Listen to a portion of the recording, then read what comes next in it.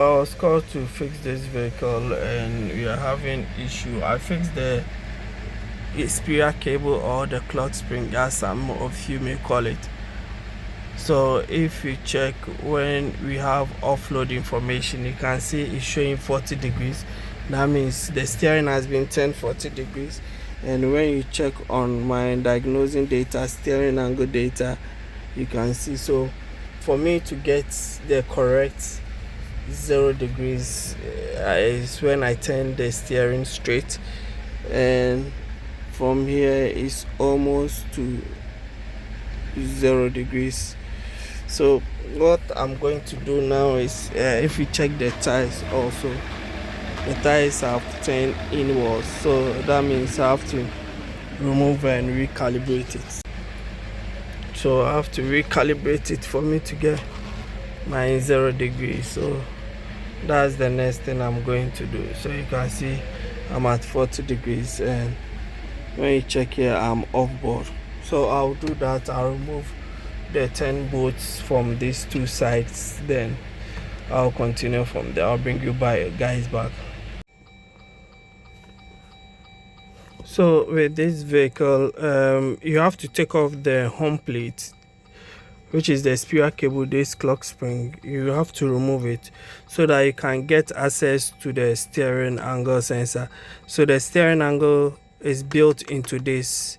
So if you can see, as I've changed it, so this is my steering angle. Let me show. So this is my steering angle. Let me see if I can graph it. Okay, so this is my steering angle. This is my steering angle. The moment I start turning this, you can see it's affecting my steering angle. So that means I have to set this position to the 0 point before I fix the steering angle to it. So let me do that. I have more rounds to turn. Then after that we'll check with it and see if the off-road will be matching. So at this point, this is where the 0 is. So it's perfect, right? So now that it's perfect, I have to check with my off-road also. But before I can check with my off-road settings, then that means I have to fix all these things back. So now I've turned the steering angle to the right angle. This doesn't have any initialization that you do that to reset it to 0. So you have to be careful also when dealing with it, because any little mistake you make, you may end up breaking this. So you have to be very careful with it when you are dealing with it.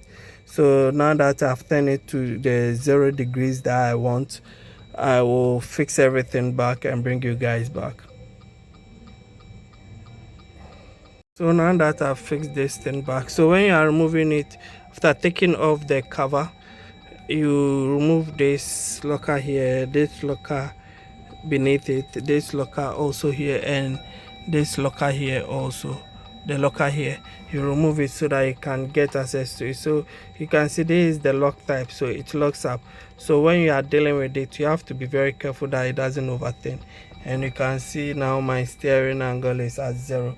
So I'll fix my steering, but before that, let me fix the cover first, because I need to place this cover on it before I fix it. So this one, you can't do the settings, so the only thing you have to do is to open the whole thing and turn this angle sensor, then you are good to go. So now I fixed everything. So what I'll do now is, you can see now my off-road is at 0 degrees. So that means even the small thing doesn't normally move the off-road. So that means now my steering should be okay. So I just have to scan and see if I'll be still facing that issue with the steering maximum out of range. Then I'll raise it and call it a fix. Then now the horn is working and everything is working. So I'll tighten it a bit so that now my off-road is 0 degrees. I'll call it a fix. So now what I'll do is I'll try and erase this fault code.